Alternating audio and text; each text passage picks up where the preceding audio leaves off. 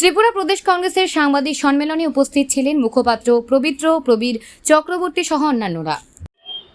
প্রদেশ কংগ্রেসের পক্ষ থেকে রাজ্যের চলমান কিছু গুরুত্বপূর্ণ বিষয় নিয়ে আপনাদের মাধ্যমে রাজ্যবাসীর দৃষ্টি আকর্ষণ করার জন্য আজকে এখানে মিলিত হয়েছে। আমার সাথে আছেন প্রদেশ কংগ্রেসের অন্যতম সহসভাপতি শ্রী শান্তিরঞ্জন দেবনাথ, আছেন প্রদেশ কংগ্রেসের তপশিলি নেতা রাজ্য সভাপতি নিরঞ্জন দাস, আছেন কংগ্রেস নেতা অলোক গোস্বামী।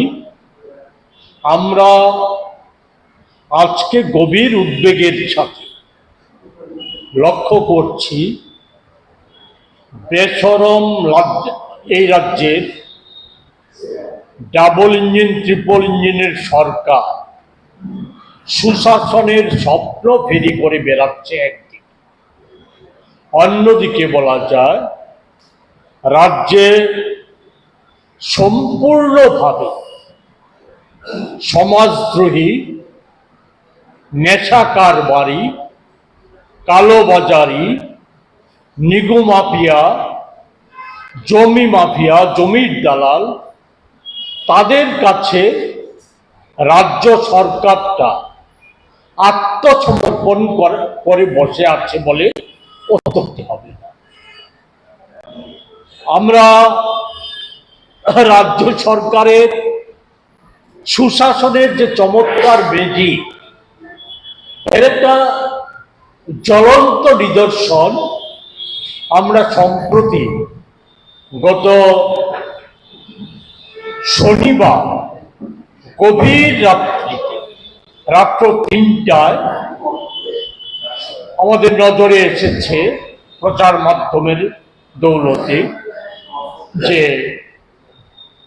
কিছুদিন পূর্বে শাসক দলের, যেটা আজকে অন্যতম চেহারা, যে শাসক দলের মধ্যে আভ্যন্তরীণ গোলযোগ এমন পর্যায়ে গিয়ে পৌঁছিয়েছে, প্রধানত ক্ষমতা দখল, ক্ষমতা রক্ষা করা, ক্ষমতায় ফিরে আসা, ক্ষমতাকে ব্যবহার করে সেখানে অনৈতিকভাবে কালো অর্থ উপার্জন করা, এ নিয়ে যে প্রতিযোগিতা আজকে শাসক দলের পঞ্চায়েত স্তর থেকে শুরু করে মহাকরণ পর্যন্ত দেখা যাচ্ছে, এরই অঙ্গ হিসাবে গত কিছুদিন পূর্বে বিশালগড়ে আমরা প্রত্যক্ষ করেছি একজন নির্বাচিত বিধানসভার জনপ্রতিনিধি আর একজন সরকার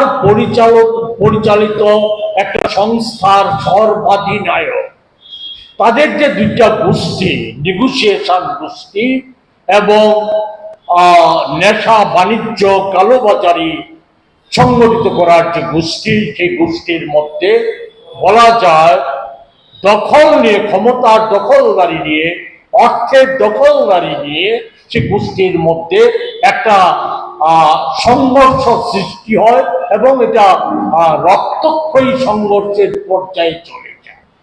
পরবর্তী সময়ে সংবাদ মাধ্যমের মধ্য দিয়ে আমরা জানতে পারি যে উভয় গোষ্ঠীর নেতাকে আগরতলায় ডেকে এনে বিজেপির রাজ্য নেতারা করমর্দন করে ঘটনা ধামাচাপা দেওয়ার চেষ্টা করেছে।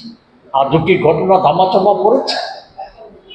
আমরা লক্ষ্য করেছি এই সময়ের মধ্যে একটা সময় তো ছিল যখন রাজ্যবাসী প্রত্যক্ষ করেছিল বিজেপির হেলমেট বাহিনী, বাইক বাহিনী, ঠেঙ্গারো বাহিনী সহ সমাজদ্রোহীদের সরকারের যে পুলিশ প্রশাসনের আক্রমণ সীমাবদ্ধ ছিল কংগ্রেস দল সহ বিজেপি বিরোধী রাজনৈতিক দলগুলির নেতা কর্মীদের উপর, তাদের প্রতিষ্ঠানের উপর, সংবাদ মাধ্যমের উপর তাদের আক্রমণ নিবদ্ধ ছিল।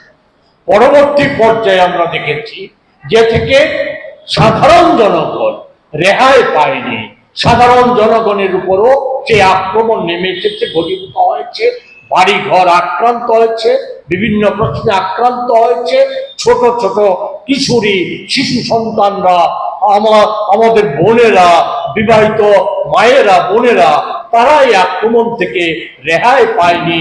তাদেরকে এমনকি গণধর্ষণ করা হয়েছে, তার বিচার হয়নি, মামলা করা যায়নি, সেই পরিস্থিতির সৃষ্টি হয়েছে।